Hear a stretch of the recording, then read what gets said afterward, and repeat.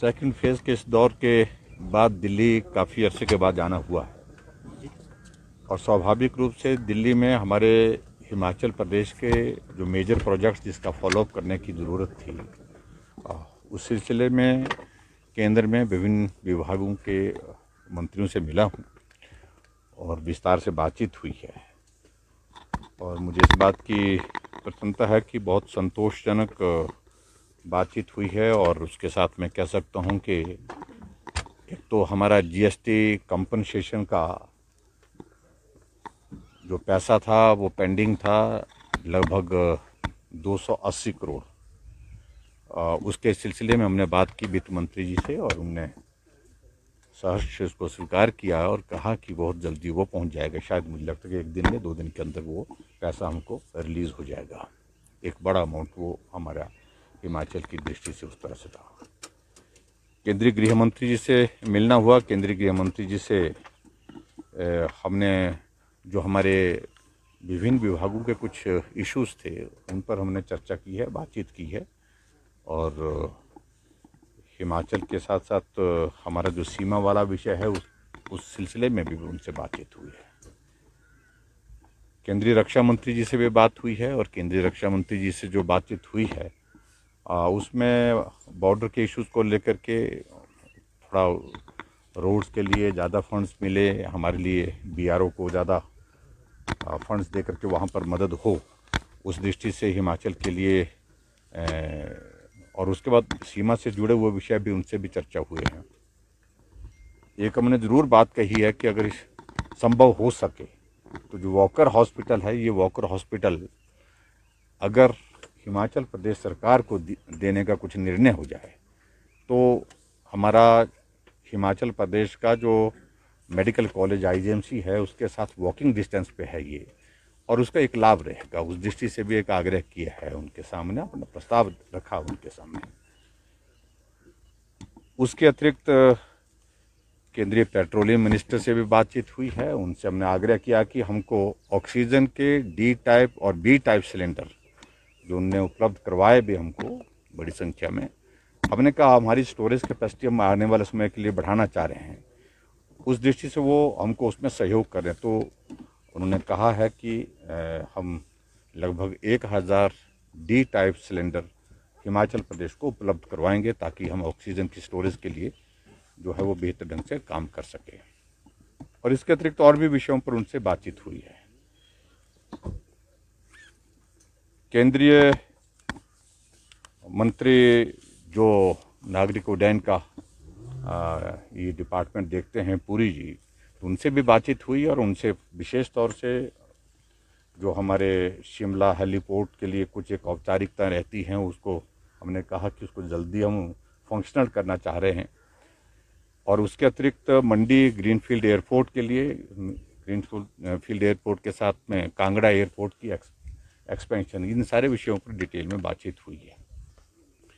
और मुझे इस बात की भी प्रसन्नता है कि मंडी के लिए वो सर्वे के लिए वो टीम पिछले कल वहाँ मंडी पहुँच चुकी है और आज से वो सर्वे और सारी ओएलएस सर्वे की जो एक फॉर्मेलिटीज़ हैं जो है वो लीडार सर्वे जो है वो आज से वो शुरू कर देंगे और उसके बाद मुझे लगता है कि निश्चित रूप से तेज़ी से कुछ विषय आगे बढ़ेंगे उस दृष्टि से। इसके अतिरिक्त हमारा पार्टी के सम्मानीय राष्ट्रीय अध्यक्ष जगत प्रकाश नड्डा जी से संगठन सरकार के विषयों पर हमेशा बातचीत होती रहती है क्योंकि उनका ताल्लुक हिमाचल से है और स्वाभाविक रूप से हिमाचल की छोटी बड़ी बात के बारे में वो जानकारी रखते हैं। तो वो बातें आपके लिए साझा करने के लिए नहीं हैं, लेकिन अच्छी डिटेल में बातचीत इस दृष्टि से हुई है।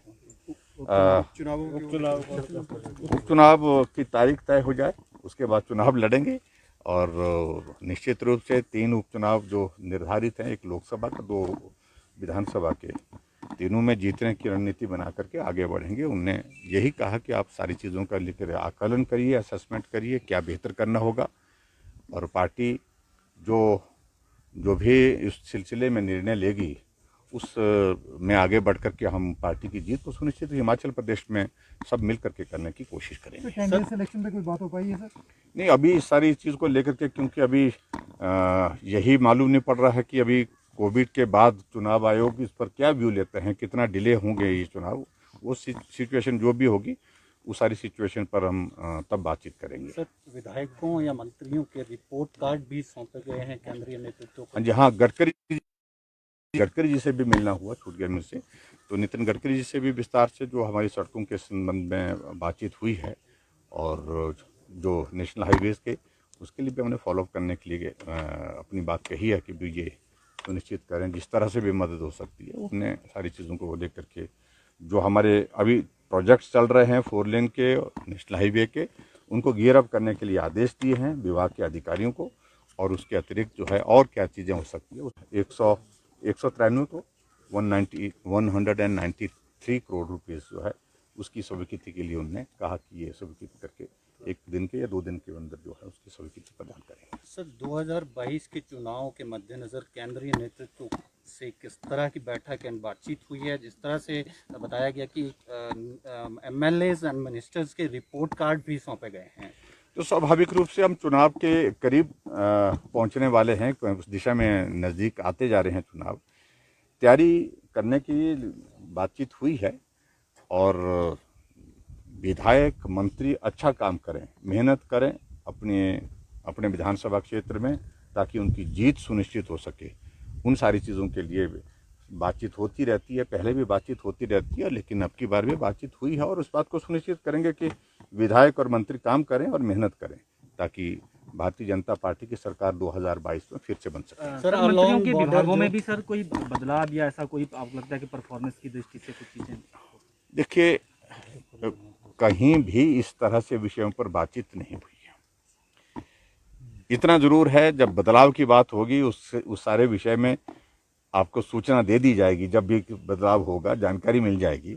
लेकिन फिलहाल इस सारी चीज़ के लिए हमको बेहतर ढंग से काम करना है, मिल करके काम करना है। पार्टी और संगठन को मजबूत, ये पार्टी संगठन को और उसके साथ सरकार को मजबूती कैसे मिल सकती है, उन सारी बातों को लेकर के सुनिश्चित करने की ज़रूरत जहाँ जहाँ भी लगती है उन सारी चीज़ों को लेकर के हम करेंगे। सर, डलहौजी का नाम बदलने की डिमांड आ रही है, नेताजी नगर बनाए जाने की मांग आ रही है, पहले शिमला की भी मांग आ रही थी। क्या गवर्नमेंट इसको कंसीडर करेगी या issue should not be discuss? अभी तो हमारे ध्यान में आया नहीं ये विषय, आपके ध्यान से आया विषय। सुब्रमण्यम स्वामी ने जो है पत्र लिखा है राज्यपाल, लेकिन मंशा क्या है सर सरकार? लेकिन अभी तक इन सारी चीज़ों को लेकर के कोई बड़ी इस प्रकार की मंशा नहीं है। मैंने कहा कि अभी तक इस तरह की हमको जानकारी भी नहीं आई है कि भी बदलने के लिए आग्रह कोई आया है। सर, कैबिनेट भी 11 को है, तो क्या जो अभी जो बंदिशें हैं 14 तक, क्या उनको सर कुछ ढिलाई दी जा सकती है? आपको लगता है 11 को हम फिर से बैठ करके कैबिनेट बैठेगा और उसके बाद विचार करेंगे। कुछ रिलैक्सेशन देने के लिए कुछ आग्रह आ रहे हैं क्योंकि कोविड के मामलों में कमी आई है निश्चित रूप से। अब हमारे पास काफ़ी तेज़ी से नंबर हमारा एक्टिव केसेस का कम हुआ है, तो ऐसी सूरत में कुछ बातें करने की ज़रूरत होगी तो विचार करेंगे। लेकिन अभी तक 11 तक जो निर्णय हमने किए हैं वो निर्णय अभी तक पब्लिक ट्रांसपोर्ट के लिए मांग है। बिजनेस एस्टेब्लिशमेंट्स को ज़्यादा समय तक खोलने की बात आ रही है। इसके अलावा और भी कुछ चीज़ों को लेकर के आ रही है बात। ये जो हमारे बॉर्डर पर एंट्री का विषय है जिसमें रजिस्ट्रेशन की प्रोसेस हमने रखी है अभी तक, उसमें परिवर्तन करने के लिए कह रहे हैं कि अब खोल देना चाहिए। इन सारी चीज़ों पर विचार जिस तरह से सर सख्ती जो अभी कोरोना कर्फ्यू इम्पोज है, लेकिन लोग लापरवाही बरत रहे हैं, क्या इसको और सख्त किया जाएगा जब तक कोरोना कर्फ्यू इम्पोज है स्टेट में? मेरा तो यही कहना है कि सख्ती करने की ओर से सरकार को ज़रूरत नहीं पड़नी चाहिए। लोग स्वयं आगे आ करके कोविड से बचना है, कोविड से बचाना है खुद को भी और दूसरे को भी। ऐसे में थोड़ा अपने आप सेल्फ डिसिप्लिन को जो है वो मेंटेन करने की कोशिश करें, कोविड के प्रोटोकॉल को उसका पालन करें। सर, बॉर्डर पे जो चर्चा हुई है, जो आप कह रहे हैं इंफ्रास्ट्रक्चर डेवलपमेंट की बात हुई है, क्या इस पे एग्री हुए हैं? क्या हेलीपोर्ट निश्चित रूप से देखिए, अब काम का दौर है, काम होंगे, तेज गति से काम होंगे, इस बात को लेकर मैं बड़ा स्पष्ट कहना चाहता हूं। और जो खास तौर से कुछ जगह सोशल मीडिया में चंडू खाने की खबरें ऐसी चलती ये होने वाला, उनको मैं साफ कर रहा हूँ, मैं यहाँ हूँ, 2022 में भी यही होगा। नहीं सर, बॉर्डर वाला हाँ जी। क्वेश्चन जो इंफ्रास्ट्रक्चर डेवलपमेंट की बॉर्डर की बात की थी, विजिट भी करके आए।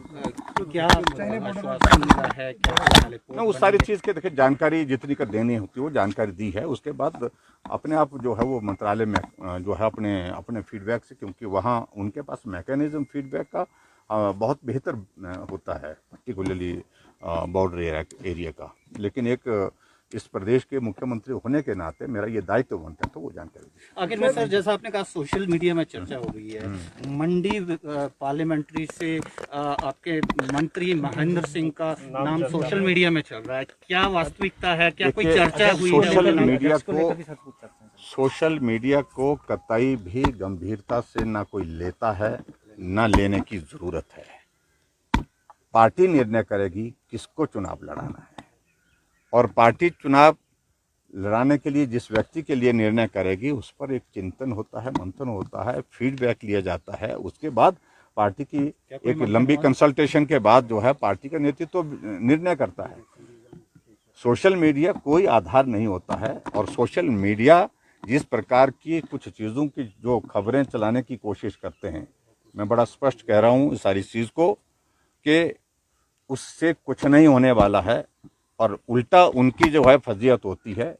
और जब वो सारी चीज़ें सत्य पर आधारित नहीं होती है, और उसके बाद कुछ लोगों का एक आदत बन गई है कि इस प्रकार की सेंसेशनल कुछ बातों को उठाना, खबरें बनाना, खबरें बना करके ये करना, उसका कोई मतलब नहीं है, कोई अर्थ नहीं है। सर, प्रधानमंत्री ने कल महत्वपूर्ण ऐलान किए हैं हिमाचल को। मैं प्रधानमंत्री जी के उन सारे ऐलान का अभिनंदन करता हूं, स्वागत करता हूं। बहुत अच्छा एक निर्णय। मुझे लगता है कि जो विपक्ष के लोग बहुत शोर डाल रहे थे वैक्सीन के इश्यू को लेकर के और उन तमाम बातों को लेकर के, एक जवाब जो है मजबूती के साथ जो दिया है, वो एक बहुत बड़ा एक संदेश उन लोगों के लिए है कि तुम सिर्फ राजनीति करते रहे इस कोविड के संकट में, कोविड के नाम पर, और प्रधानमंत्री जी ने इस संकट में लोगों को किस तरह की राहत दी है, इस बात को लेकर के सोचने की आवश्यकता है।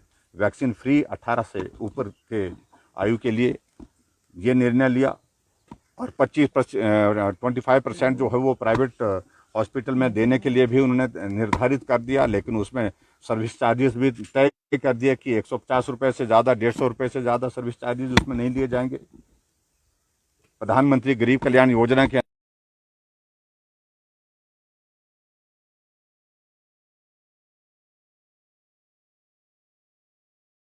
इतने सिलेंडर नहीं चलते हमारे वादी सर, बंदा खड़ोता देखियो कच्छ, ये कच्छ बंदा खड़ोता था खड़ोना दगड़ बंदा कोल कोई ए मैं थले जेडे है सब एसी है सब हो जाने वो छोड़ी ऊपर भी ये कितना खाया एसी उसी होने चलाए।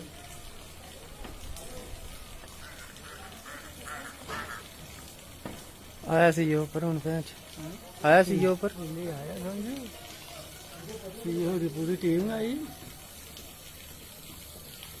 देखो कितनी आवाज आ रही, सर की आवाज आई।